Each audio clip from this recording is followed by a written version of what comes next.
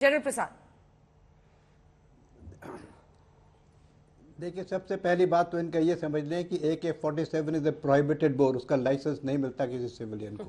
पहली बात तो ये।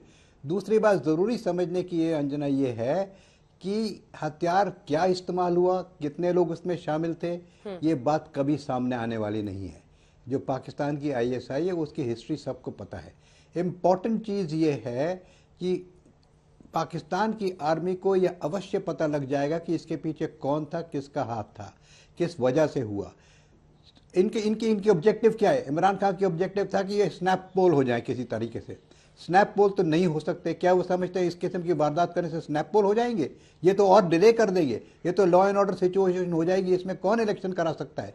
सो that must be very clear to everybody कि इस हादसे से इमरान खान का ऑब्जेक्टिव तो पूरा नहीं होगा। लेकिन ये ज़रूर है कि एक सिंपैथी वेव आ सकती है। सिंपैथी वेव का मतलब यह है कि शायद और उनकी पॉलिटिकल स्टेटस बढ़ जाए। किस वक्त उसका टेस्ट हो, कब इलेक्शन होगा, वो बात की बात है। समझने की बात यह है कि इस समय आर्मी जो है वो किसी हालत में हालात को अपने हाथ से बाहर नहीं निकलने देगी। वो अपनी कंट्रोल करेगी। 2-4 दिन में जितने ये डेमोन्स्ट्रेशन हो रहे हैं ये सब कंट्रोल हो जाएंगे। शांति दोबारा से आएगी, जिस किस्म की शांति पाकिस्तान में रहती है। बड़ी बात यह है कि पाकिस्तान इस तरह की चीज़ों को नहीं सहन कर सकता। पाकिस्तान की इकोनॉमी वैसे ही बुरी हालत है। पाकिस्तान में फ्लड्स के बाद क्या हालत हुई है, अगर ये डेमोन्स्ट्रेशन चलता रहा तो पाकिस्तान को तो सत्यानाश नहीं बल्कि सवा सत्यानाश हो जाएगा। तो मैं समझता हूं कि चाहे इमरान खान की पार्टी हो, चाहे ruling prime minister Shahbaz Sharif साहब हो, this demonstration will have to be stop. It will stop, the military will stop it. देखने की बात यह है कि ये इसकी असलियत निकलेगी क्या। मेरे हिसाब से न बेनज़ीर भुट्टो की असलियत निकली, न लियाकत अली की असलियत निकली। इसकी भी असलियत तो कभी नहीं निकलेगी। लेकिन आर्मी को अवश्य पता लग जाएगा। आर्मी इसको पब्लिक करे ना करे, बताए ना बताए, किस ढंग से बताए, कब बताए, that's a matter of detail. उसको स्पेकुलेशन नहीं करनी चाहिए। जहाँ तक यूज़ ऑफ हथियार के हाँ, ये डेफिनेटली एक छोटा ही हथियार है। It cannot be AK-47। AK-47 होती तो आपके कैमरा वाले इसको अवश्य पकड़ लेते, because a much larger weapon. ये ज़रूर कोई पिस्टल है, जैसे जनरल मैस्टन ने भी कहा ये ऊजी पिस्टल भी हो सकती है। और भी कई छोटे हथियार हैं। ये आपको तो मालूम है अफगानिस्तान बॉर्डर पे तो किसी किस्म के हथियार मिलते हैं।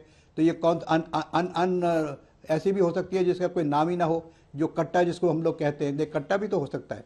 So the point more important is this कि ये नीचे से गोली फायर हुई है। जब वो उनकी आधी बॉडी तो उसके नीचे है, जो उसके चारों तरफ उनका जो केबिन है, जो कंटेनर है, तो पैर में कैसे लग गई गोली? It has to come from somewhere higher ground. तो हायर ग्राउंड तो कोई दिख नहीं रहा इसमें, या कोई बिल्डिंग आसपास हो तो हमने देखी नहीं है। So the more important issue which we have to look at is what is the effect of all this in Pakistan. Pakistan का इस पर नतीजा क्या होगा? क्या इमरान खान इससे बेनिफिट कर सकते हैं? I don't really think if it is possible, but may be he thinks it is possible. So it's a question of just debate eight the moment. और अगर ये ISI का ऑपरेशन होता तो इतना क्लमजी नहीं होता। ISI is much better. ISI would have prepared. अगर ISI को करना होता तो this would have been a different kind of an operation.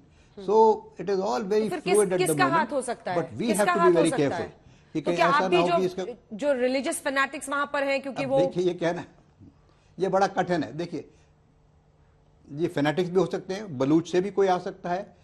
तो इसमें कहना बड़ा मुश्किल है कि किसका डेफिनेट हाथ होगा, because there are so many agencies. Terrorist incident भी हो सकता है। So there are so many elements of this nature working in Pakistan कि किसी पर पिन पॉइंट करना बहुत डिफिकल्ट है इस समय। हम लोग सब स्पेकुलेशन कर रहे हैं दिल्ली में बैठ के। मिनिमम तो इन्फॉर्मेशन है हमारे पास। इन्फॉर्मेशन वही है जो उनका टीवी वैसे आपने सही कहा सर, हम लोग स्पेकुलेशन कर रहे हैं क्योंकि कमर चीमा साहब ने अपना इन्वेस्टिगेशन पूरा कर लिया है, जुल्फिकार साहब ने अपना इन्वेस्टिगेशन पूरा कर लिया है, जितने लोग पाकिस्तान से बैठ रहे हैं उन्होंने अपने इन्वेस्टिगेशन पूरे कर लिए।